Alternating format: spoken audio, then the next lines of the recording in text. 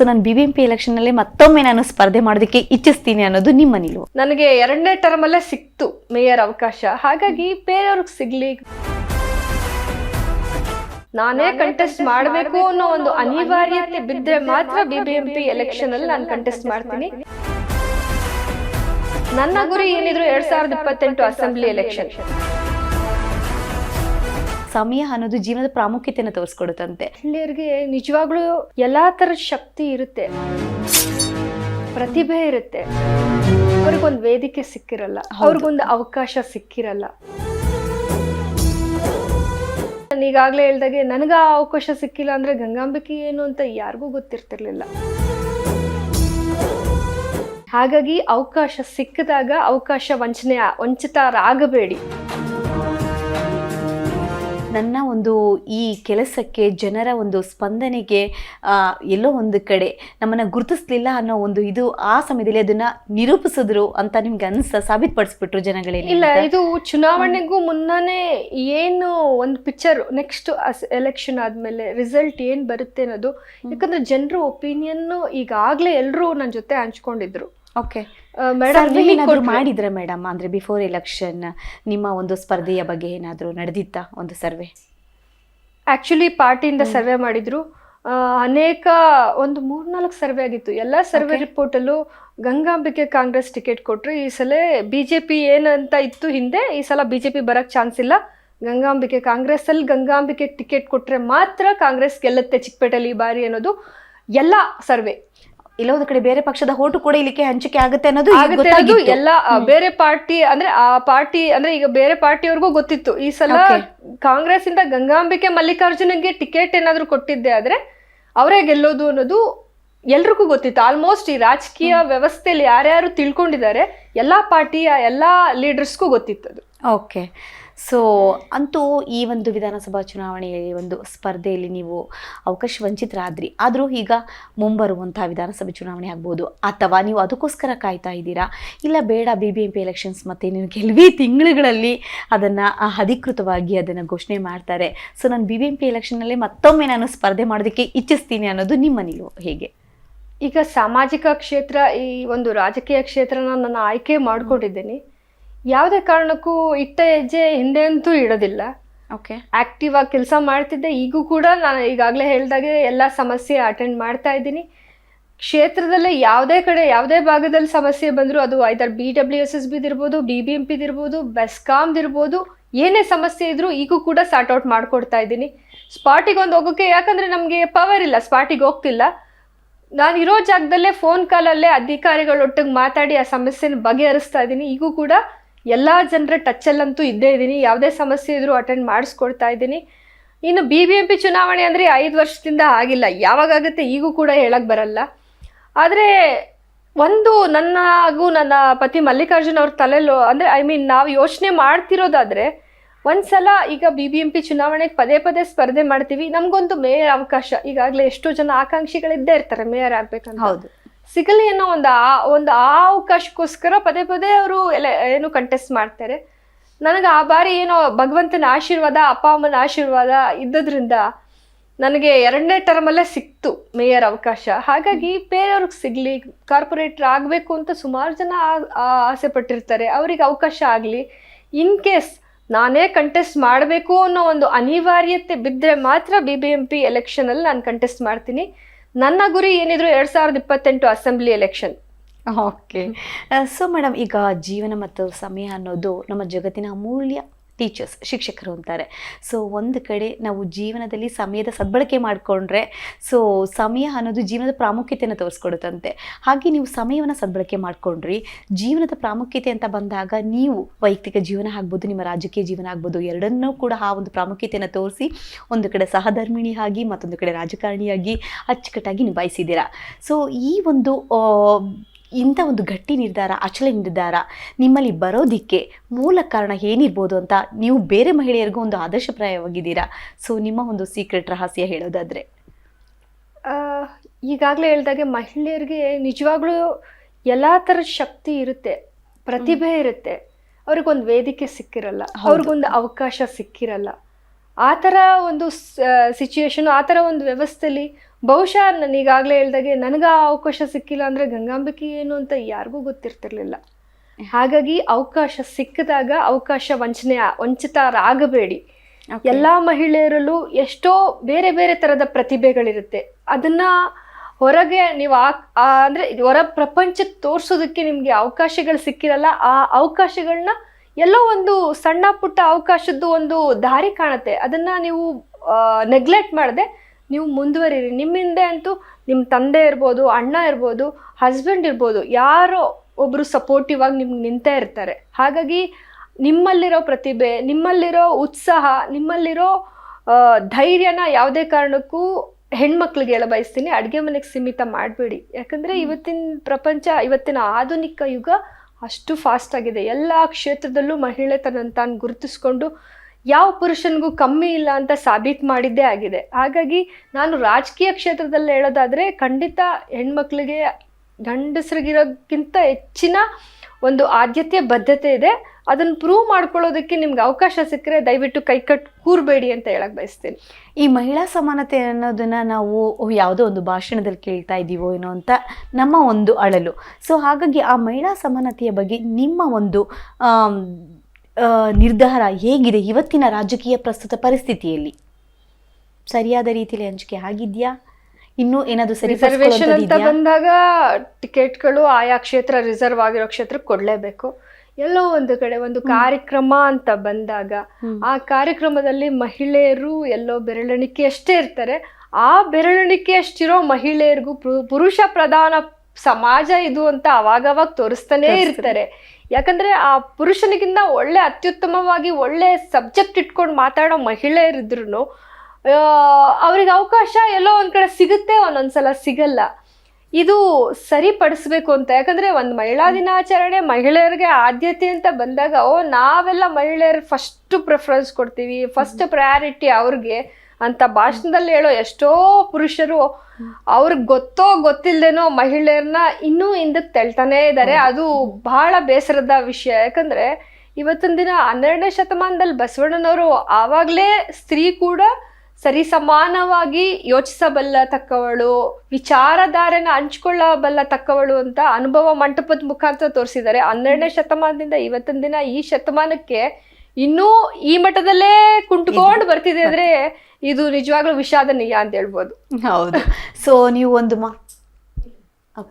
ಒಂದು ಮಾತನ್ನ ನೆನಪಿಸಿದ್ರಿ. ಹೌದು, ಈ ಅನುಭವ ಮಂಟಪದಲ್ಲಿ ಬಸವಣ್ಣನವರು ಹೇಳಿರುವಂತಹ ಎಷ್ಟೋ ವಿಚಾರಧಾರೆಗಳನ್ನು ಇನ್ನೂ ಕೂಡ ನಾವು ಅದನ್ನು ಅಳವಡಿಸ್ಕೊಳ್ಳೋದ್ರಲ್ಲಿ ವಿಫಲರಾಗ್ತಾ ಇದ್ದೀವಿ.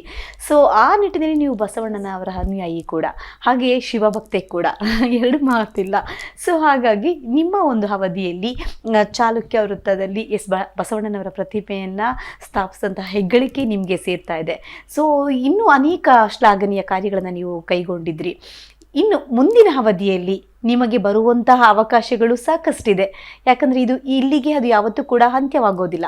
ಸೊ ನಿಮ್ಮ ಕಾರ್ಯಗಳು ಕೂಡ ಹಾಗೆ ಮುಂದುವರ್ಕೊಂಡು ಬರ್ತಾ ಇದೆ. ಆ ನಿಟ್ಟಿನಲ್ಲಿ ನೀವೇನಾದರೂ ಒಂದು ರೂಪುರೇಷೆಯನ್ನು ನೀವೇನಾದರೂ ಹಾಕ್ಕೊಂಡಿದ್ದೀರಾ? ಯಾಕಂದರೆ ನಾವು ಕೇಳ್ಪಟ್ಟಿದ್ದೀವಿ ಗಂಗಾಂಬಿಕಾ ಮೇಡಮ್ ಪೂರ್ವ ಸಿದ್ಧತೆಗಳಿಲ್ಲದೆ ಯಾವುದೇ ಕಾರಣಕ್ಕೂ ಈ ಕ್ಷೇತ್ರಕ್ಕೆ ಬರೋದಿಲ್ಲ, ಈ ಒಂದು ಜಾಗಕ್ಕೆ ಬರಲ್ಲ. ಯಾಕಂದರೆ ಅವ್ರು ಅಷ್ಟು ಹೋಮ್ವರ್ಕ್ ಮಾಡ್ತಾರೆ, ಒಬ್ಬ ರಾಜಕಾರಣಿಯಾಗೂ ಕೂಡ ಅಷ್ಟು ಹೋಮ್ವರ್ಕ್ ಮಾಡ್ಕೊಂಡೇ ಬರ್ತಾರೆ ಅಂತ. ಇನ್ನು ಮುಂಬರುವ ಚುನಾವಣೆಗೆ ಯಾವ ರೀತಿಯಾದಂಥ ಪೂರ್ವ ಸಿದ್ಧತೆ ನಿಮ್ಮಲ್ಲಿದೆ? ಪೂರ್ವ ಸಿದ್ಧತೆ ಅನ್ನೋದಕ್ಕಿಂತ ಸಿದ್ಧತೆ ಮಾಡ್ಕೊಳ್ಳೋ ಅವಶ್ಯಕತೆನೇ ಇಲ್ಲ. ಯಾಕಂದರೆ ನಾನು ಸದಾ ಆ್ಯಕ್ಟಿವ್ ಆಗಿದ್ದೀನಿ. ಈಗ ಯಾವುದೇ ಪಾರ್ಟಿ ಟಿಕೆಟ್ ಕೊಡ್ಬೋದು, ಇಂಥ ಪಾರ್ಟಿ ಅಂತ ನಾನು ಮೆನ್ಷನ್ ಮಾಡಲ್ಲ. ಆದರೆ ನಮ್ಮನ್ನು ಆಯ್ಕೆ ಮಾಡಿ ವಿಧಾನಸೌಧಕ್ಕೆ ಕಳ್ಸೋದು ಯಾರು? ಲೋಕಸಭಾ ಕಳ್ಸೋದು ಯಾರು? ಜನರು. ಆ ಜನರ ಜೊತೆ ಸದಾ ನಾನು ಆ್ಯಕ್ಟಿವ್ ಆಗಿದ್ದೀನಿ. ಅದು ಅವರ ಸಮಸ್ಯೆ BBMPಗೆ ಸಂಬಂಧಪಟ್ಟದ್ದಿರ್ಬೋದು, ಅವರ ಏರಿಯಾಗೆ ಸಂಬಂಧಪಟ್ಟದ್ದಿರ್ಬೋದು, ಪ್ರತಿಯೊಂದು ಸಮಸ್ಯೆಗಳಿಗೂ ಈ ಹೆಗಲು ಕೊಡ್ತಾನೆ ಇದ್ದೀವಿ. ಜೊತೆಗೆ ಎಲ್ಲೂ ಬ್ರೇಕ್ ತಗೊಂಡೇ ಇಲ್ಲ. ಹಾಗಾಗಿ ನಾನು ಇದಕ್ಕೆ ಯಾವುದೇ ತಯಾರಿ ಮಾಡ್ಕೊಳ್ಳೋ ಅವಶ್ಯಕತೆ ಇಲ್ಲ. ಜನರ ಜೊತೆ ಅವತ್ತು ಇದ್ದೀನಿ, ಇವತ್ತು ಇದ್ದೀನಿ, ಮುಂದೆನೂ ಇರ್ತೀನಿ ಅಂತ ಹೇಳ್ಬಯಸ್ತೀನಿ.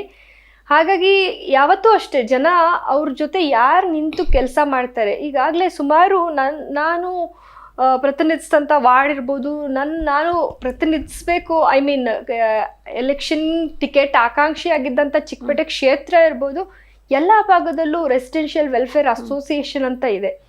ಪ್ರತಿಯೊಂದು ಭಾಗದಲ್ಲೂ ಈ ಅಸೋಸಿಯೇಷನ್ ಅವರು ಅಂದರೆ ಅಲ್ಲಿ ಆ ಭಾಗದ ಯಾವುದೇ ಕುಂದುಕೊರತೆ ಸಮಸ್ಯೆ, ಅಭಿವೃದ್ಧಿ ಕಾಮಗಾರಿಗಳು, ಕೆಲಸಗಳಿಗೆ ಸಂಬಂಧಪಟ್ಟಂತ ಚರ್ಚೆಗಳು ಕೂಡ ಒಂದು ಜನಪ್ರತಿನಿಧಿಗಳ ಜೊತೆ ಅಂದ್ರೆ ಚರ್ಚಿಸ್ತಾ ಇದ್ರು. ಅಂತ ಸಂದರ್ಭದಲ್ಲಿ ಪ್ರತಿ ತಿಂಗಳಿಗೆ ಒಂದ್ಸಲ ನಾನು ಅವ್ರನ್ನ ಭೇಟಿ ಆಗ್ತಿದ್ದೆ, ನನ್ನನ್ನ ಇನ್ವೈಟ್ ಮಾಡ್ತಿದ್ರು.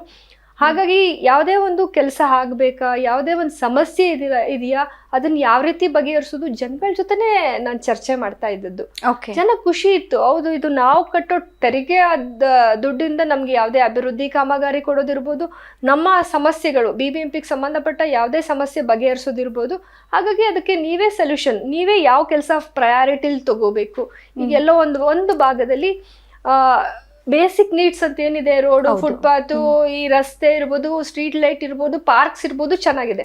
ಅವರಿಗೇನು ಇನ್ನೂ ಏನಾದ್ರೂ ಒಳ್ಳೇದು, ಇನ್ನೂ ಏನಾದ್ರೂ BBMP ಇಂದ ಅಭಿವೃದ್ಧಿ ಕೆಲಸಗಳನ್ನ ಮಾಡ್ಕೊಡ್ಬೋದಾ ಅಂತ ಯೋಚನೆ ಮಾಡ್ತಿದ್ರು. ಅದೇ ಇನ್ನೊಂದು ಭಾಗದಲ್ಲಿ ಯಾವುದೇ ಬೇಸಿಕ್ ಕೆಲಸಗಳು ಆಗಿರ್ತಿರ್ಲಿಲ್ಲ. ಚರಂಡಿ ಇರ್ತಿರ್ಲಿಲ್ಲ, ಫುಟ್ಪಾತ್ ಇಲ್ಲ, ಇನ್ನೊಂದು ರಸ್ತೆ ದೀಪ ಇಲ್ಲ, ಏನು ಡಾಂಬರೀಕರಣ ಆಗಿ ಎಷ್ಟೋ ವರ್ಷ ಆಗಿದೆ, ಆ ಥರದ ಭಾಗನೂ ಇರ್ತಿತ್ತು. ನಾನು ಎರಡೂ ಅಸೋಸಿಯೇಷನ್ನ ಮಿಂಗಲ್ ಮಾಡ್ತಿದ್ದೆ.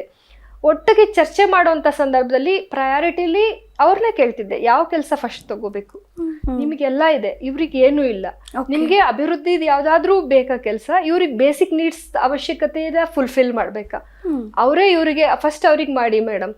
ಯಾಕಂದ್ರೆ ನಾವು ಒಂಚೂರು ನೆಮ್ಮದಿಯಾಗಿದ್ದೀವಿ, ಇವ್ರಿಗೆ ಪಾಪ ಆ ರೀತಿ ಉಸಿರಾಡಕ್ಕೂ ಆಗದೆ ಇರುವಂತಹ ಪರಿಸ್ಥಿತಿಲಿದ್ದಾರೆ, ಫಸ್ಟ್ ಅವ್ರಿಗೆ ಪ್ರಯಾರಿಟಿಲಿ ಮಾಡ್ಕೊಡಿ. ಈ ರೀತಿ ಜನರನ್ನ ಅವ್ರದೇ ಮುಖಾಮುಖಿ ಕೂರಿಸಿ ಅವ್ರದೇ ಸಲಹೆ ತಗೊಂಡು ಎಲ್ಲೂ ಕಿತ್ತಾಟ ಆಗಬಾರದು. ಅಯ್ಯೋ ನಮ್ಮ ಏರಿಯಾಗ ಮಾಡಿದ್ರು, ಆ ಏರಿಯಾಗ ಮಾಡ್ಲಿಲ್ಲ, ಈ ಏರಿಯಾ ಗ್ರಾಂಟ್ಸ್ ಕೊಟ್ರು, ಈ ರೀತಿ ಬರ್ತಾನೆ ಇರಲಿಲ್ಲ. ಜನರ ಜೊತೆ ಹೋದಾಗ ಮಾತ್ರ ಒಂದು ಜನ ನಾಯಕಿಯಾಗಿ ನಾನು ಹೋಗ್ತಾ ಇರ್ಲಿಲ್ಲ, ಜನ ಪ್ರತಿನಿಧಿಯಾಗಿ ಹೋಗ್ತಿರ್ಲಿಲ್ಲ. ಆ ಜನರಲ್ಲಿ ನಾನು ಒಬ್ಳು, ಆ ಸಮಸ್ಯೆ ನಂದು ಅನ್ನೋ ಒಂದು ನಂದೇ ಆಕ್ಚುಲಿ ನಾನು ಕಂಟೆಸ್ಟ್ ಮಾಡಿರೋ ಏರಿಯಾ ಆಗಿರೋದ್ರಿಂದ ಆ ಸಮಸ್ಯೆ ನಂದೇ ಇರ್ತಿತ್ತು. ಆ ಸಮಸ್ಯೆನ ಎದುರಿಸ್ತಿರುವಂತ ಜನ ಒಂದ್ ಕಡೆ ಆದ್ರೆ, ಬೇರೆ ತರ ಸಮಸ್ಯೆ ಎದುರಿಸೋ ಇನ್ನೊಂದ್ ಜನ, ಎಲ್ಲರೂ ಒಟ್ಟುಗೂಡಿ ಚರ್ಚೆ ಮಾಡಿದಾಗ ಕೆಲಸ ಈಸಿಗಾಗೋದು. ಎಲ್ಲೂ ತಾಪತ್ರಯ ಆಗ್ತಿರ್ಲಿಲ್ಲ, ಎಲ್ಲೂ ಜಗಳಗಳು ಆಗ್ತಿರ್ಲಿಲ್ಲ. ಖಂಡಿತವಾಗಿಯೂ. ಇನ್ನು ಇವತ್ತಿನ ಪರಿಸ್ಥಿತಿಲಿ ಮಹಿಳೆಯರ ಸುರಕ್ಷತೆ ಬಗ್ಗೆ ಎಷ್ಟೋ ಇನ್ನೂ ಕೂಡ ನಿಯಮಗಳನ್ನು ಜಾರಿಗೆ ತರಬೇಕು ಅನ್ನೋ ಒಂದು ಕೂಗು ಕೇಳಿ ಬರ್ತಾ ಇದೆ. ಸೊ ಅದ್ರ ಬಗ್ಗೆ ನಿಮ್ಮ ಒಂದು ಅಭಿಪ್ರಾಯ ಏನಿದೆ ಮೇಡಮ್? ಖಂಡಿತ ಇದು ಎಲ್ಲೋ ಒಂದು ಕಡೆ ಬೇಸರ ಆಗುತ್ತೆ. ಮಹಿಳೆಯರಿಗೆ ತುಂಬ ಸೇಫ್ಟಿ ಅಗತ್ಯ ಇದೆ. ಈಗ CCTV ಕ್ಯಾಮ್ರಾ ಅಳವಡಿಕೆ ಆಯಿತು, ಅದು ಸರಿಯಾಗಿ ಪರಿಶೀಲನೆ ಆಗ್ತಿದೆಯಾ? ಮಹಿಳೆಯರಿಗೆ ಅಂತಲೇ ಒಂದು ಕಾನೂನಿನ ಚೌಕಟ್ಟಿನಲ್ಲಿ ಪೊಲೀಸ್ ಸ್ಟೇಷನ್ನು ಕೆಲವೊಂದು ಭಾಗದಲ್ಲಿದೆ, ಕೆಲವೊಂದು ಭಾಗದಲ್ಲಿಲ್ಲ. ಅದನ್ನು ಇನ್ನೊಂದಷ್ಟು ಹೆಚ್ಚಿಸಬೇಕು. ಹಾಗಾಗಿ ಯಾವುದೇ ತೊಂದರೆ ಆಗದೇ ಇರೋ ರೀತಿಲಿ ಈಗಾಗಲೇ ಅನೇಕ ಆ್ಯಪ್ಗಳಿದೆ. ಅದ್ರ ಮುಖಾಂತರ ಎಲ್ರಿಗೂ ಒಂದು ಎಜುಕೇಟ್ ಮಾಡಬೇಕು ಮಹಿಳೆಯರಿಗೆ. ಇನ್ನೂ ಎಲ್ಲೋ ಒಂದು ಕಡೆ ಆ ಸ್ವಾತಂತ್ರ್ಯ ಮಹಿಳೆಯರಿಗೆ ಇನ್ನೂ ಸಿಗ್ತಾ ಇಲ್ವಲ್ಲ ಅಂತ ಬೇಸರ ಆಗುತ್ತೆ. ಆದರೆ ಇದಕ್ಕೆ ಏನು ಸೊಲ್ಯೂಷನ್ ಹುಡುಕಬೇಕು ಅನ್ನೋದು ಮಹಿಳೆಯರು ಮಾತ್ರ ಯೋಚನೆ ಮಾಡಿದ್ರೆ ಸಾಲದು. ಈ ಒಂದು ರಾಜಕೀಯ ವ್ಯವಸ್ಥೆಯಲ್ಲಿ ಈ ಒಂದು ಎಲೆಕ್ಟೆಡ್ ರೆಪ್ರೆಸೆಂಟೇಟಿವ್, ಅವರು ಜೆಂಟ್ಸ್ ಇರ್ಬೋದು, ಲೇಡೀಸ್ ಇರ್ಬೋದು, ಎಲ್ಲರೂ ಒಟ್ಟಾರೆ ಕೂತ್ಕೊಂಡು ಒಂದು ಹೈಯರ್ ಪೊಸಿಷನಲ್ಲಿರೋ ಜನನಾಯಕರು ಒಂದು ಮಹಿಳಾ ಸುರಕ್ಷತೆಗೆ ಒಂದು ಟೀಮನ್ನು ರಚನೆ ಮಾಡಿ ಪ್ರತಿಯೊಂದು ಭಾಗದಲ್ಲೂ CCTV ಕ್ಯಾಮ್ರಾ ಅಳವಡಿಕೆ, ಪೊಲೀಸ್ ಸ್ಟೇಷನ್ದಿರ್ಬೋದು, ಅನ್ಯಾಯ ಆಗುವಂಥ ಸಂದರ್ಭದಲ್ಲಿ ಮಹಿಳೆಗೆ ಸುರಕ್ಷತೆ ಏನೆಲ್ಲ ಕ್ರಮಗಳಿದೆ ಅದನ್ನೊಂದಷ್ಟು ಬೆಂಗಳೂರಲ್ಲಿರ್ಬೋದು, ನಾನಾ ಭಾಗದಲ್ಲಿ ಕರ್ನಾಟಕದಲ್ಲಿ ಬುದ್ಧಿವಂತರಿಗೆ ಏನು ಕೊರತೆ ಇಲ್ಲ, ಎಲ್ಲರಿಂದ ಸಲಹೆ ತಗೊಂಡು ಹೆಣ್ಮಕ್ಳಿಗೆ ಯಾವ ನಿಟ್ಟಿನಲ್ಲಿ ನಾವು ಇನ್ನೂ ಸಪೋರ್ಟಿವ್ ಆಗಿ ನಿಂತ್ಕೋಬೋದು, ಅವ್ರಿಗಾಗೋ ಅನ್ಯಾಯ ತೊಂದರೆಗಳನ್ನ ಯಾವ ರೀತಿ ನಾವು ಪರಿಹರಿಸ್ಬೋದು ಅನ್ನೋ ಒಂದು ಸಲಹೆಗಳನ್ನ ಒಂದು ತಗೊಂಡು ನಾವಿನ್ನೂ ಹೆಚ್ಚಿನ ಮಟ್ಟದಲ್ಲಿ ಅವರಿಗೆ ಏನು ರಕ್ಷಣೆ ಕೊಡಬೇಕು ಅನ್ನೋದು ನನ್ನ ಕಳಕಳಿಯ ಬೇಡಿಕೆ ಅಂತ ಹೇಳಕ್ ಬಯಸ್ತೀನಿ. ಓಕೆ, ನಮ್ಮ ಒಂದು ಪ್ರಜಾಧ್ವನಿಯ ಒಂದು ಚಾನೆಲ್ನ ಮುಖಾಂತರ ನಿಮ್ಮನ್ನು ಕೇಳಲೇಬೇಕು. ಗಂಗಾಂಬಿಕಾ ಮೇಡಮ್ ಅವರು ಒಂದು ಕಡೆ BBMP ಚುನಾವಣೆಗೆ ಸ್ಪರ್ಧಿಸಿದ್ರೆ ಯಾವ ಒಂದು ಮಾನದಂಡವನ್ನು ಮುಂದಿಟ್ಕೊಂಡು ಜನರ ಮುಂದೆ ನಿಲ್ಲಬೇಕು ಅನ್ನೋದು ನಿಮ್ಮ ಒಂದು ತಯಾರಿ ಇದೆ? ಮತ್ತೊಂದು ಕಡೆ ಮುಂಬರುವಂತಹ ವಿಧಾನಸಭಾ ಚುನಾವಣೆಗೆ ಇನ್ನು 2 ವರ್ಷಗಳು ಬಾಕಿ ಇದೆ, 2.5 ವರ್ಷಗಳು. ಆ ಸಮಯದಲ್ಲಿ ನೀವು ಮತ್ತೊಮ್ಮೆ ವಿಧಾನಸಭಾ ಚುನಾವಣೆಗೆ ಸ್ಪರ್ಧೆ ಆಗೋದಾದರೆ ಯಾವ ಪ್ರಮುಖ ಮಾನದಂಡದ ಮುಂದೆ ಜನರ ಮುಂದಿಟ್ಕೊಂಡು ಹೋಗಬೇಕು ಅಂತ ನಮಗೆ ಒಂದು ಸ್ಟ್ರಾಂಗ್ ಇದು ಬೇಕು, ಪ್ಯಾರಾಮೀಟರ್ಸ್ ಲೈಕ್ ಮೇಡಮ್ ಏನು ಇದ್ರಲ್ಲಿ ಮಾಡುವಂಥ ಕೆಲಸಕ್ಕೆ ಹೊರಟಿದ್ದಾರೆ, ಒಂದು ಕುತೂಹಲ ಇದೆ ರಿವೀಲ್ ಮಾಡೋದಾದರೆ? ಇಲ್ಲಿ ಯಾವುದೇ ಪ್ಯಾರಾಮೀಟರ್ ಇಟ್ಕೊಂಡು ಹೋಗೋ ಅಗತ್ಯ ಇಲ್ಲ ಅಂದ್ಕೊಂಡಿದ್ದೀನಿ. ಯಾಕಂದರೆ ಜನರ ಜೊತೆ ಸದಾ ಇದ್ದೀನಿ. ಜನರು ನಾನು ಹಿಂದೆ ಹೋಗ್ತೀನಿ ಅಂದರು ಅವ್ರು ನನ್ನನ್ನು ಬಿಡ್ತಿಲ್ಲ. ಇಲ್ಲ, ನಿಮ್ಮಂಥ ಲೀಡ್ರು ಬೇಕು, ನಿಮ್ಮಂಥ ಜನ ಪ್ರತಿನಿಧಿಗಳು ಬೇಕು ನಮಗೆ. ನಾನು ಹಿಂದೆ ಹೋದ್ರು ಅವ್ರು ನಾನು ಬಿಡದೆ ಎಲೆಕ್ಷನ್ ಕಂಟೆಸ್ಟ್ ಮಾಡಲೇಬೇಕು ಅಂತ 23ರಲ್ಲೇ ತುಂಬಾ ಕೂಗುಗಳು ಬಂತು. ಎಲ್ಲೋ ಒಂದು ಕಡೆ ಪಾರ್ಟಿ ಸಿದ್ಧಾಂತಕ್ಕೆ ನಾನು ಕಟ್ಟೆ ಬಿದ್ದೆ ಅವತ್ತೊಂದು ದಿನ. ಹಾಗಾಗಿ ವಿಡ್ರಾ ಮಾಡ್ಕೋಬೇಕಾಗಿ ಬಂತು. ಜನ ಅವತ್ತೇ ನನ್ನನ್ನು ಇಂಡಿಪೆಂಡೆಂಟ್ ಆಗಿ ಕಂಟೆಸ್ಟ್ ಮಾಡಲೇಬೇಕು ನೀವು ಅಂತ ತುಂಬ ಬೇಡಿಕೆ, ತುಂಬ ಒತ್ತಾಯಗಳಿತ್ತು. ಮುಂದೆನೂ ಕೂಡ ನಾನು ಹಿಂದೆ ಸರಿದ್ರು ಅವ್ರು ನನ್ನನ್ನು ಬಿಡಲ್ಲ ಜನ. ಯಾಕಂದರೆ ಜನರಿಗೆ ಕೆಲಸ ಮಾಡೋರು ಬೇಕು. ಜನರ ಒಂದು ಧ್ವನಿಯಾಗಿ ಒಂದು BBMPಲಿರ್ಬೋದು, ಒಂದು ಅಸೆಂಬ್ಲಿಲಿರ್ಬೋದು, ಒಂದು ಲೋಕಸಭೆಯಲ್ಲಿರ್ಬೋದು ಮಾತಾಡೋ ಅಂಥ ಧ್ವನಿ, ನಾಯಕಿ ಧ್ವನಿ ಬೇಕು ಜನಕ್ಕೆ. ಹಾಗಾಗಿ ಅಂತ ಕೆಲಸ ಮಾಡಿ ಜನದ ಜೊತೆನೇ ನಾವು ಗುರುತಿಸ್ಕೊಂಡಿರೋದ್ರಿಂದ ನಾವು ಹಿಂದೆ ಹೋಗ್ತೀವಿ ಅಂದರೂ ಅವ್ರು ನಮ್ಮನ್ನು ಬಿಡಲ್ಲ ಅನ್ನೋ ಒಂದು ಗಟ್ಟಿ ನಂಬಿಕೆ ಇದೆ ನನಗೆ. ಓಕೆ ಮೇಡಮ್, ನಿಮ್ಮ ಮೇಯರ್ ಅವಧಿಯಲ್ಲಿ ನಮ್ಮ ಬೆಂಗಳೂರಿಗರಿಗೆ, ಅದರಲ್ಲೂ ಮಹಿಳೆಯರಿಗೆ ನೀವು ತೆಗೆದುಕೊಂಡಂತಹ ಪ್ರಮುಖ ಕ್ರಮಗಳೇನಿತ್ತು? ಸೊ ಜನರನ್ನು ತಲುಪುವಲ್ಲಿ ಅದು ಯಾವ ರೀತಿ ಯಶಸ್ವಿ ಆಯಿತು ಅನ್ನೋದು ಕೂಡ ನಮಗೆ ತಿಳ್ಕೊಬೇಕು. ಆ್ಯಕ್ಚುಲಿ ಆ ಟೈಮಲ್ಲಿ ಸುಮಾರು ಕಡೆ ಪೊಲೀಸ್ ಡಿಪಾರ್ಟ್ಮೆಂಟಿಂದ ತುಂಬ ಭಾಗಗಳಲ್ಲಿ CCTV ಕ್ಯಾಮ್ರಾ ಅಳವಡಿಕೆ ಇತ್ತು. ಒಂದಷ್ಟು ಆ್ಯಪ್ ಕೂಡ ಇಂಟ್ರೊಡ್ಯೂಸ್ ಆಯಿತು ಅವತ್ತೊಂದಿನ ಮಹಿಳಾ ಸೇಫ್ಟಿ ಬಗ್ಗೆ. ಜೊತೆಗೆ ಮಹಿಳಾ ಪೊಲೀಸ್ ಸ್ಟೇಷನ್ಗಳು ಅದು ಆ್ಯಕ್ಟಿವ್ ಆಗಿ ಕೆಲಸ ಮಾಡೋ ಒಂದು ಸೂಚನೆ ಕೂಡ ಕೊಟ್ಟಿದ್ದೆ ನಾನು. ಜೊತೆಗೆ ಬಹಳ ಎಲ್ಲೇ ಒಂದು ತೊಂದರೆ ಆದರೂ ಇಮಿಡಿಯೇಟಾಗಿ ಅವರ ಒಂದು ಸುರಕ್ಷತೆಗೆ ಯಾವ ಆ್ಯಪ್ ಯೂಸ್ ಮಾಡಿ ರೀಚ್ ಆಗಬಹುದು, ಇದೆಲ್ಲ ಪೊಲೀಸ್ ಡಿಪಾರ್ಟ್ಮೆಂಟಿಂದ ಸುಮಾರು ಕಡೆ ಒಂದಷ್ಟು ಮಾಧ್ಯಮದ ಮುಖಾಂತರ ಕೂಡ ಆ್ಯಪ್ ಇರ್ಬೋದು, ಈ ಸೋಷಿಯಲ್ ಮೀಡಿಯಾಗಳ ಮುಖಾಂತರ ಇರ್ಬೋದು, ಸುಮಾರು ಮೆಸೇಜ್ಗಳು ಸಾರ್ವಜನಿಕರಿಗೆ ಅವತ್ತೊಂದಿನ ತಲುಪಿತ್ತು. ಜೊತೆಗೆ ಯಾವುದೇ ಸಮಸ್ಯೆ BBMP ಆವರಣದಲ್ಲಿರ್ಬೋದು, BBMPಗೆ ಸಂಬಂಧಪಟ್ಟ ಮಹಿಳಾ ಅಧಿಕಾರಿಗಳು ಅಥವಾ ಮಹಿಳಾ ಕೆಲಸಗಾರರಿಗಿರ್ಬೋದು, ಅಂಥ ತೊಂದರೆಗಳಿದ್ರೆ ಇಮಿಡಿಯೇಟಾಗಿ ನನ್ನನ್ನು ಮೀಟ್ ಮಾಡಿ ಆ ರೀತಿ ತೊಂದರೆ ಅನುಭವಿಸಿ ಹೇಳೋಕ್ಕಾಗದೇ ಇರೋವಂಥ ಪರಿಸ್ಥಿತಿಯಲ್ಲಿ ಇದ್ದಂಥವ್ರಿಗೆ ಮುಚ್ಚುಮರೆ ಇಲ್ಲದೆ ನನ್ನ ಜೊತೆ ಬಂದು ಮಾತಾಡಿ ಅದಕ್ಕೆ ಸರಿಯಾದ ನ್ಯಾಯ ಕೊಡಿಸ್ತೀನಿ ಅಂತ ಕೂಡ ನಾನು ಆ ಸಂದರ್ಭದಲ್ಲಿ ಎಲ್ಲರ ಜೊತೆ ಮಾತಾಡಿದ್ದೆ. ಓಕೆ, ಸೊ ಈ ನಿಟ್ಟಿನಲ್ಲಿ ಎಷ್ಟೋ ಮಹಿಳಾ ಪೊಲೀಸ್ ಸ್ಟೇಷನ್ಗಳು ಕೂಡ ತುಂಬಾ ಕಾರ್ಯಚಟುವಟಿಕೆಯಿಂದ ಕೆಲಸವನ್ನು ಮಾಡಿದಂಥದ್ದು ನಾನು ರೀಚ್ ಆಗಿದ್ದೆ. ಎಲ್ರಿಗೂ CCTV ಕ್ಯಾಮ್ರಾ ಮಾನಿಟರ್ ಮಾಡೋದಿರ್ಬೋದು, ಆ್ಯಪ್ಸ್ ಯಾವ ರೀತಿ ವರ್ಕ್ ಆಗ್ತಿದೆ, ಯಾವ ರೀತಿ ಮಹಿಳೆಯರ ತೊಂದರೆಯಲ್ಲಿದ್ದಾಗ ಕೆಲವ್ರಿಗೆ ಎಷ್ಟೋ ಜನಕ್ಕೆ ಆ್ಯಪ್ಸ್ ಯೂಸ್ ಮಾಡೋಕ್ಕೆ ಗೊತ್ತಿರಲ್ಲ, ಅದನ್ನು ಯಾವ ರೀತಿ ಟ್ರೈನಿಂಗ್ ಕೊಡ್ತಾ ಇದ್ದಾರೆ. ಅಟ್ಲೀಸ್ಟ್ ಆ ಭಾಗದಲ್ಲಿ ಈಗ ಒಂದು ಭಾಗದಲ್ಲಿ ಏನೋ ತೊಂದರೆ ಆಗ್ತಿದೆ, ಅಲ್ಲಿ ತುಂಬಾ ಮಹಿಳೆಯರಿಗೆ ಮೇಲೆ ದೌರ್ಜನ್ಯ ನಡೀತಿದೆ, ಅಂತ ಭಾಗದಲ್ಲಿ ಅಲ್ಲಿ ಓಡಾಡ್ತಕ್ಕಂಥ ಮಹಿಳೆಯರಿಗೆ ಅದ್ರ ಬಗ್ಗೆ ನಾಲೆಡ್ಜ್ ಯಾವ ರೀತಿ ಕೊಟ್ಟಿದ್ದಾರೆ, ಇದೆಲ್ಲ ಕೇಳ್ತಾ ಇದ್ದೆ. ಓಕೆ ಮೇಡಮ್, ವಿಶ್ವ ಮಹಿಳಾ ದಿನಾಚರಣೆಯನ್ನು ಪ್ರತಿ ವರ್ಷ ಕೂಡ ನಾವು ಆಚರಿಸ್ತೀವಿ. ಆದರೆ ಎಲ್ಲೋ ಒಂದು ಕಡೆ ಪ್ರತಿಯೊಂದರಲ್ಲೂ ಕೂಡ ಹೆಣ್ಣನ್ನು ಹೊಗಳೋದ್ರಲ್ಲಿ ಹಾಗೂ ಅವಳನ್ನು ತುಂಬ ಉತ್ಪ್ರೇಕ್ಷಣೀಯವಾಗಿ ಬಿಂಬಿಸೋದ್ರಲ್ಲಿ ಯಾರೂ ಕೂಡ ಹಿಂದಿಲ್ಲ, ಮುಂದೆನೇ ಇರ್ತಾರೆ. ಆದರೆ ಅದನ್ನು ನಾವು ನಿಜವಾದಂತಹ ಜೀವನದಲ್ಲಿ ವಾಸ್ತವವಾಗಿ ಅದನ್ನು ನಾವು ಅಳವಡಿಕೆ ಮಾಡ್ಕೋಬೇಕು ಅಂತ ಬಂದಾಗ ಎಲ್ಲರೂ ಕೂಡ ಹಿಂದೇಟಾಕೋದು ಸಹಜ. ಆದರೆ ಈ ಮಹಿಳಾ ದಿನಾಚರಣೆಯ ಪ್ರಯುಕ್ತವಾಗಿ ನಾನು ನಿಮ್ಮಲ್ಲಿ ಕೇಳ್ಕೊಳ್ತಾ ಇದ್ದೀನಿ, ಒಬ್ಬ ಮಹಿಳಾ ರಾಜಕಾರಣಿಯಾಗಿ ಬಹಳಷ್ಟು ಕೆಲಸಗಳನ್ನು ಮಾಡಿರುವಂತಹ ನೀವು, ಸೊ ಇನ್ನು ನಮ್ಮ ಮಹಿಳೆಯರಿಗೆ ಏನೆಲ್ಲ ಒಂದು ಉಪಯೋಗಗಳನ್ನು ನಾವು ಅವರು ಪಡ್ಕೋಬೇಕು ಅನ್ನೋದು ನಿಮ್ಮ ಒಂದು ಅಭಿಪ್ರಾಯ ಆಗಿದೆ? ಏನು ಮಾಡಬೇಕು ಅಂತ ಒಂದು ಇದನ್ನು ಬ್ಲೂ ಪ್ರಿಂಟ್ ಅಂತ ಒಂದು ರೆಡಿ ಮಾಡಿ ಇಟ್ಕೊಂಡಿರ್ತೀರಲ್ಲ, ನಿಮ್ಮ ಒಂದು ಇದಕ್ಕೆ ಸೈಡ್ ಬಂದಾಗ ಯಾವ ರೀತಿಯಾದಂಥ ವರ್ಕ್ ಇದೆ ಮೇಡಮ್ ಅದ್ರ ಬಗ್ಗೆ? ಮಹಿಳೆಯರಿಗೆ ಮಹಿಳಾ ದಿನಾಚರಣೆ ಒಂದೇ ದಿನ ಅಲ್ಲ, ವರ್ಷ ಇಡೀ ಮಹಿಳಾ ದಿನಾಚರಣೆ ಆಚರಿಸಲೇಬೇಕು. ಒಂದು ತಾಯಿಯಾಗಿ, ಒಂದು ಮಗಳಾಗಿ, ಒಂದು ತಂಗಿಯಾಗಿ, ಪ್ರತಿಯೊಂದು ಮನೆಗಳಲ್ಲೂ ಒಂದು ಮಹಿಳೆ ಇಲ್ಲ ಅಂದರೆ ಆ ಮಹಿಳಾ ಆಬ್ಸೆಂಟಲ್ಲಿ ಏನೂ ನಡೆಯಲ್ಲ. ಅದು ಸುಮಾರು ಮನೆಗಳಲ್ಲಿ ಪ್ರೂವ್ ಆಗೋಗ್ಬಿಟ್ಟಿದೆ. ಹಾಗಾಗಿ ಅಂಥ ಮಹಿಳೆಯ ರಕ್ಷಣೆಗೆ ಪ್ರತಿಯೊಬ್ಬರು ನಿಲ್ಲಬೇಕು. ಪ್ರತಿಯೊಬ್ಬ ಮಹಿಳೆಯು ಅಂದರೆ ಬೇರೆ ಬೇರೆ ಪುರುಷರು, ಅವರ ಅಕ್ಕ ತಂಗಿದಿರು, ತಾಯಿ, ಆ ಒಂದು ನಿಟ್ಟಿನಲ್ಲಿ ಅವರು ನೋಡಬೇಕು ಅಂತ ಈ ಸಂದರ್ಭದಲ್ಲಿ ಬಯಸ್ತೀನಿ. ಜೊತೆಗೆ ಮಹಿಳೆಯು ಕೂಡ ಇವತ್ತಿನ ಆಧುನಿಕ ದಿನಗಳಲ್ಲಿ ಯಾವುದೇ ಕಾರಣಕ್ಕೂ ಇಂಜರಿದೆ. ಸುಮಾರು ಮಹಿಳೆಯರು ನಮಗೆ ಅಂದರೆ ರೋಲ್ ಮಾಡೆಲ್ ಆಗಿ ಸುಮಾರು ಎಲ್ಲೋ ಒಂದು ಕಡೆ ಮಹಿಳೆಗೆ ಆ ಥರ ಶಕ್ತಿ ಇಲ್ಲ, ಅವಳು ಸ್ವಲ್ಪ ಹೆದರುತ್ತಾಳೆ, ಅವಳು ಸ್ವಲ್ಪ ಸ್ಟ್ರಾಂಗ್ ಇಲ್ಲ ಅನ್ನೋ ಮಹಿಳೆಯರಿಗೆ ಒಂದಷ್ಟು ಕಾರ್ಯಕ್ರಮಗಳ ಮುಖಾಂತರ ಹೆಣ್ಣಿನ ಶಕ್ತಿ ಏನು, ಅವಳನ್ನು ಅವಳು ಯಾವ ರೀತಿ ರಕ್ಷಣೆ ಮಾಡ್ಕೋಬೇಕು, ಆ ಒಂದು ಟ್ರೈನಿಂಗ್ಗಳು ಕೆಲವೊಂದು ಭಾಗಗಳಲ್ಲಿ ಆಗಲೇಬೇಕಿದೆ. ಅಂಥ ಒಂದು ಕಾರ್ಯಕ್ರಮ ರೂಪಿಸೋ ಒಂದು ಯೋಜನೆ ಖಂಡಿತ ನನ್ನ ಮನಸ್ಸಲ್ಲಿದೆ. ಯಾಕಂದರೆ ಯಾವ ಮಹಿಳೆನೂ ಮಹಿಳೆ ಫಿಸಿಕಲಿ ವೀಕ್ ಇರ್ಬೋದು, ಆದರೆ ಕೆಲವೊಂದಷ್ಟು ಕರಾಟೆ ಅದು ಇದು ಆ ಒಂದು ಇದ್ರ ಮುಖಾಂತರ ಅವಳು ಸ್ಟ್ರಾಂಗ್ ಆಗಿ ಯಾರನ್ನು ಬೇಕಾದ್ರೂ ಎದುರಿಸಬಲ್ಲಳು. ಯಾಕಂದರೆ ಅವಳು ಮೆಂಟಲಿ ಅವಳು ತುಂಬ ಸ್ಟ್ರಾಂಗ್ ಇದ್ದಾಳೆ. ಆ ಸ್ಟ್ರೆಂತನ್ನು ಅವಳು ತೋರಿಸ್ಕೊಡೋ ಅಗತ್ಯ ಖಂಡಿತ ಎಲ್ಲರಿಗೂ ಇದೆ. ಅದರಲ್ಲೂ ಒಂದು ಈ ರಾಜಕೀಯ ಕ್ಷೇತ್ರದಲ್ಲಿ ಈ ಮಹಿಳೆಯರು ಎಲ್ಲೆಲ್ಲಿ ರೆಪ್ರೆಸೆಂಟ್ ಮಾಡ್ತಿದ್ದಾರೆ ಇದನ್ನು ಅವರೆಲ್ಲ ಅವರ ಒಂದು ಭಾಗದ ಒಂದು ಅವರ ಕ್ಷೇತ್ರದ ಅಂದರೆ ಮಹಿಳಾ ಮಣಿಗಳಿಗೆ ಇದನ್ನು ತೋರಿಸ್ಕೊಡ್ಬೇಕು ಅನ್ನೋದು ನನ್ನ ಅಭಿಪ್ರಾಯ ಪ್ಲಸ್ ನನ್ನ ಅಂಬಲ್ ರಿಕ್ವೆಸ್ಟ್. ಓಕೆ.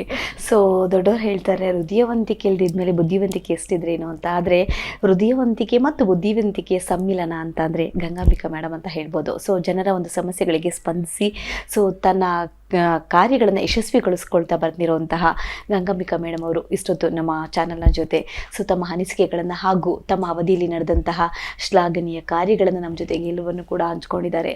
ಸೊ ಧನ್ಯವಾದಗಳು madam. Thank you so much. Yes ವೀಕ್ಷಕರೇ, ಹುಮೇದ್ ದೈ ನೇಮ್ ಇಸ್ ಮ್ಯಾಗ್ನೋನಿಮಿಟಿ ಈ ಒಂದು ಮಾತು ಉತ್ಪ್ರೇಕ್ಷೆಯಲ್ಲ. ಎಸ್, ಒಂದು ರೀತಿ ಅಪೇಕ್ಷೆಯಿಂದನೇ ಹೇಳ್ತಾ ಇದ್ದೀವಿ. ಈ ಮಾತಿಗೆ ಸೊ ಅನ್ವಯ ಆಗುವಂಥದ್ದು ಇವತ್ತಿನ ನಮ್ಮ ಎಕ್ಸ್ ಮೇಯರ್ ಗಂಗಾಂಬಿಕಾ ಮೇಡಮ್ ಅವರ ಒಂದು ಕಾರ್ಯ ತತ್ಪರತೆ ಅಂತ ಹೇಳ್ಬೋದು. ಖಂಡಿತವಾಗಿಯೂ ತನ್ನ ಪಾಲಿಗೆ ಬಂದಂತಹ ಕರ್ತವ್ಯವನ್ನು ಶ್ರದ್ಧೆಯಿಂದ ನಿಭಾಯಿಸಿಕೊಂಡು ಈ ಸಾಧನೆಯ ಮಹಲಿಗೆ ಭದ್ರ ತಳಹದಿಯನ್ನು ಹಾಕ್ಕೊಂಡಿರುವಂತಹ ಗಂಗಾಂಬಿಕಾ ಮೇಡಮ್ ಅವರ ಮುಂದಿನ ರಾಜಕೀಯ ಭವಿಷ್ಯ ಉಜ್ವಲ ಆಗಲಿ ಅಂತ ನಾವು ಕೂಡ ಆಶಯವನ್ನು ವ್ಯಕ್ತಪಡಿಸ್ತಾ ಕಾರ್ಯಕ್ರಮವನ್ನು ಮುಗಿಸ್ತಾ ಇದ್ದೀವಿ. ನಮಸ್ಕಾರ.